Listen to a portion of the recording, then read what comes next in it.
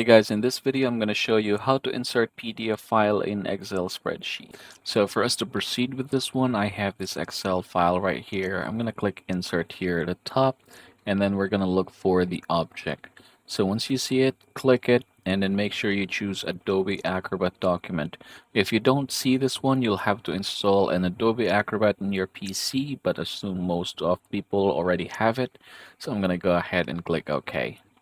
Now from this point forward, what's gonna happen is that this thing is gonna pop up. Basically, you have to click that one and you're gonna have to look for that particular document. So in my case, I have this one, for example.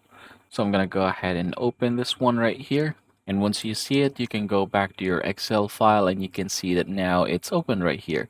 You can then go ahead and resize this one, and yeah, basically that is how you're going to put it. You can then go ahead and move this depending on where you want to put this in your document. So that is how you're going to insert PDF file in Excel spreadsheet.